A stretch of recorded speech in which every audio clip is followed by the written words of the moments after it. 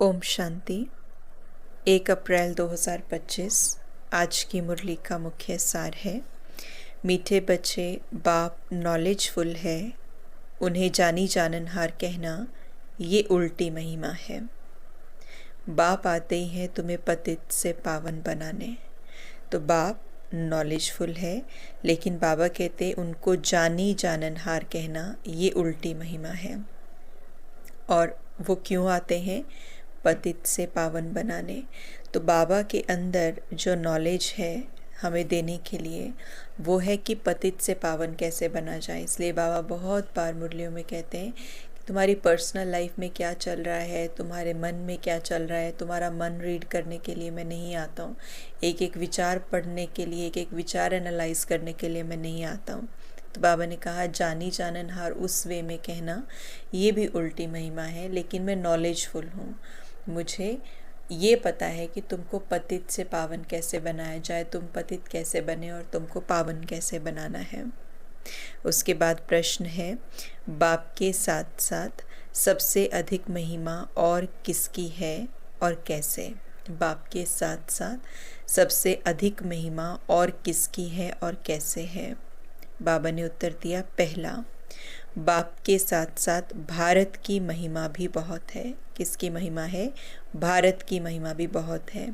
बाबा ने कहा भारत ही अविनाशी खंड है। क्यों महिमा है? क्योंकि भारत ही अविनाशी खंड है, भारत ही स्वर्ग बनता है। बाप ने भारतवासियों को ही धनवान, सुखी और पवित्र बनाया है। तो किसकी महिमा है? कि बाप के साथ बाबा ने कहा भारत की महिमा है, क्योंकि भारत अविनाशी खंड है, कभी विनाश नहीं होता है, भारत ही स्वर्ग बनता है। और बाप ही भारतवासियों को सुखी बनाते हैं, धनवान बनाते हैं, पवित्र बनाते हैं, क्योंकि वो ज्ञान देते हैं। और उस ज्ञान को धारण करके जब हमारा कर्म सुधर जाता है तो फिर वो एक प्रारब्ध के रूप में वैसी दुनिया हमें मिलती है। दूसरा, गीता की भी अपरमापार महिमा है। पहला है भारत और दूसरा कौन है? गीता। गीता की भी अपरमापार महिमा है। सर्वशास्त्रमयी शिरोमणि गीता है। तो ये सर्वशास्त्रमयी शिरोमणि माना कि सभी शास्त्रों से ऊंच जो गायन है जिस शास्त्र का, वो गीता है।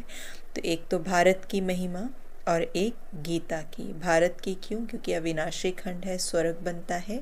गीता की क्यों अपरमापार महिमा? क्योंकि बाबा कहते हैं उसको सबसे ज़्यादा उच्च शास्त्र माना जाता है। तीसरा, तुम चैतन्य गंगाओं की भी बहुत महिमा है। तुम चैतन्य गंगाओं की, तो हम चैतन्य गंगाओं की भी बहुत महिमा है। तुम डायरेक्ट ज्ञान सागर से निकली हो। क्यों महिमा है? क्योंकि हम डायरेक्ट ज्ञान सागर से निकले हैं। डायरेक्ट ज्ञान सागर माना कि डायरेक्ट परमात्मा आकर के हमें ज्ञान देते हैं। तो ये था कि सबसे अधिक महिमा किसकी है और कैसे। बाप के साथ साथ धारणा के लिए मुख्य सार है। पहला पॉइंट है, ऊंच पद के लिए श्रीमत पर चल अच्छे मैनर्स धारण करने हैं। ऊंच पद के लिए श्रीमत पर चलना है। ऊंच पद प्राप्त करना है तो श्रीमत पर चल अच्छे मैनर्स धारण करने हैं। दूसरा, सच्चा आशिक बन एक माशूक को ही याद करना है। जितना हो सके याद का अभ्यास बढ़ाते जाना है। सच्चा आशिक बन एक माशूक को याद करना और जितना हो सके याद का अभ्यास बढ़ाते जाना है। वरदान है, निमित्तपन की स्मृति से माया का गेट बंद करने वाले डबल लाइट भव।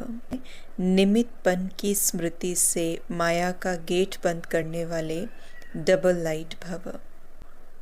डबल लाइट बनने का बाबा ने वरदान दिया।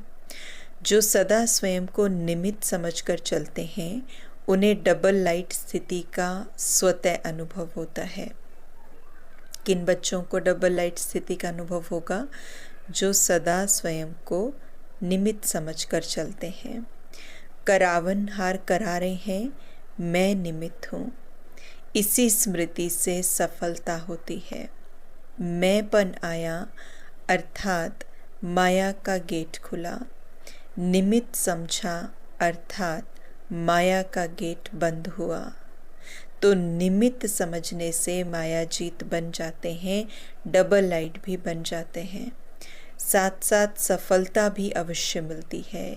यही स्मृति नंबर 1 लेने का आधार बन जाती है।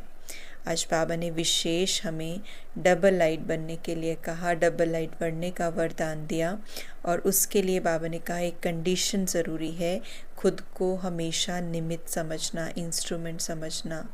तो बाबा कहते ऐसा समझकर जब चलते हैं तो डबल लाइट स्थिति अनुभव होती है, माया का गेट बंद होता है, सक्सेस भी मिलती है। तो बाबा ने कहा मैंपन जैसे ही आता है, मैंने ये किया, तो माना माया का जो गेट है वो खुल जाता है। लेकिन अगर निमित्त समझ के करते हैं तो माया का गेट बंद हो जाता है। तो क्योंकि जैसे हम अपने ऊपर सारी रिस्पॉन्सिबिलिटी ले लेते हैं कि मैंने वो चीज़ की है, तो दो ही चीज़ें होती हैं कि जब हम ये, क्योंकि काम या तो होगा या नहीं होगा, यही होगा, या तो हमारे अनुसार कोई चीज़ होगी या हमारे अनुसार वो चीज़ नहीं होगी जैसा हमने प्लान किया है। तो अगर हम खुद के ऊपर वो रिस्पॉन्सिबिलिटी ले लेंगे कि नहीं मैं कर रही हूँ, मैं कराने वाली हूँ, ऐसा अगर हम समझेंगे, तो जब वो काम हो जाएगा तब देभान वाला भाव जागृत हो जाएगा, मैंने कराया। और अगर वो काम नहीं हुआ तो फिर वो एक डिसहार्टनिंग वाली, फेलियर वाली भावना आ जाएगी कि मेरी वजह से नहीं हुआ। इसीलिए बाबा ने कहा इन दोनों भावों से बिल्कुल मुक्त, मैं निमित्त आत्मा हूँ। कराने वाला करा रहा है, हो गया तो भी बहुत अच्छा, नहीं हुआ तो भी उसके पीछे एक रीज़न है किस लिए नहीं हुआ, तो हम उस तरीके से उसके प्रभाव से बच जाते हैं और डबल लाइट बन जाते हैं। तो इसीलिए बाबा ने कहा कि सफलता भी मिल जाती है, माया भी नहीं आती, गेट बंद हो जाता है, हमारे अंदर की वीकनेसेस या देभान वाली चीज़ें भी हमारे रास्ते में नहीं आती। तो यही स्मृति नंबर 1 लेने का आधार बन जाती है। कौन सी? कि मैं आत्मा जो हूँ निमित्त हूँ। स्लोगन है त्रिकालदर्शी बन हर कर्म करो तो सफलता सहज मिलती रहेगी। त्रिकालदर्शी बन हर कर्म करो तो सफलता सहज मिलती रहेगी। अव्यक्त इशारे हैं, कंबाइंड रूप की स्मृति से सदा विजयी बनो। शिव शक्ति का अर्थ ही है कंबाइंड। शिव शक्ति का अर्थ ही है कंबाइंड। बाप और आप दोनों को मिलाकर कहते शिव शक्ति। तो जो कंबाइंड है उसे कोई अलग नहीं कर सकता। यही याद रखो कि हम कंबाइंड रहने के अधिकारी बन गए। पहले ढूंढने वाले थे और अभी साथ साथ रहने वाले हैं। सदा ये नशा रहे।